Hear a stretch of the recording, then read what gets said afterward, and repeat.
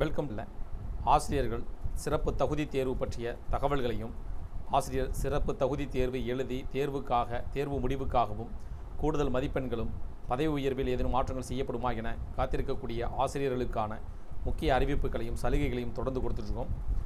அதன் அடிப்படையில் இன்றைய தினம் TNTET தமிழ்நாடு ஆசிரியர்கள் சிறப்பு தகுதி தேர்வு 2026 ஆசிரியர்களுக்கான கூடுதல் மதிப்பெண்கள் பற்றிய 3 முக்கிய தகவல்கள் பார்க்கலாம்.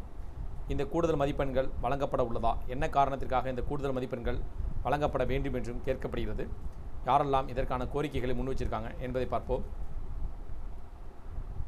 2026ஆம் ஆண்டு ஜூலை மாதம் நடைபெற்ற ஆசிரியர்களுக்கான சிறப்பு தகுதி தேர்வு எழுதிய ஆசிரியர்கள் வினாத்தாள்கள் கடினமாக இருப்பதாக தெரிவிக்கப்பட்ட நிலையில் அவர்களுக்கு கூடுதல் மதிப்பெண்கள் வழங்கப்படுமா என்ற எதிர்பார்ப்பும் அதிகரித்துள்ளது. பணிக்காலம் உயர்கல்வி தகுதியின் அடிப்படையில் ஆசிரியர் சிறப்பு தகுதி தேர்வில் கூடுதல் மதிப்பெண் வழங்க வேண்டுமென தமிழக அனைத்து அலுவலர்கள், ஆசிரியர்கள், பணியாளர்கள் சங்க மாநில தலைவர் ராஜ்குமார் தெரிவித்துள்ளார்.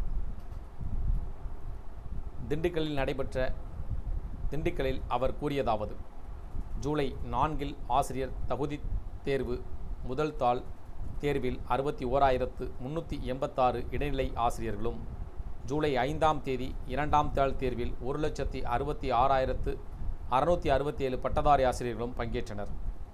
இவர்கள் அனைவரும் 2010ற்கு முன்பே பணியில் சேர்ந்தவர்கள். கட்டாய கல்வி உரிமைச் சட்டம் 2009 ஆனது 2010 ஏப்ரல் 1 முதல் நடைமுறைக்கு வந்தது.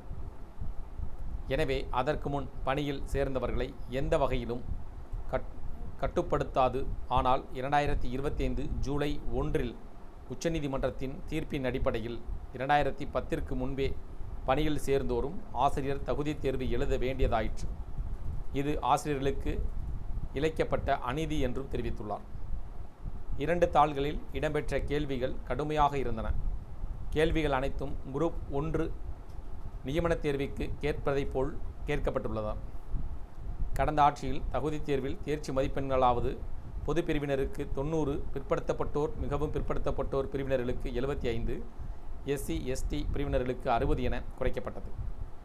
அரசு அனைவருக்கும் தேர்ச்சி மதிப்பெண்ணாக 50 மதிப்பெண்கள், அதாவது 33% நிர்ணயம் செய்வதன் மூலம் ஆசிரியர்கள் மன உளைச்சல் இன்றி மாணவர்களுக்கு கல்வி கற்பிக்க இயலும். 2028 ஜூலை வரை தகுதி தேர்வு தேர்ச்சி பெற வாய்ப்பு வழங்கப்பட்டுள்ளதால் நிபந்தனைகளின் அடிப்படையில் பதவி உயர்வு வழங்க வேண்டும். பணிக்காலம் உயர்கல்வி தகுதியின் அடிப்படையில் தகுதி தேர்வில் கூடுதல் மதிப்பெண்கள் வழங்க வேண்டும் என்றார்.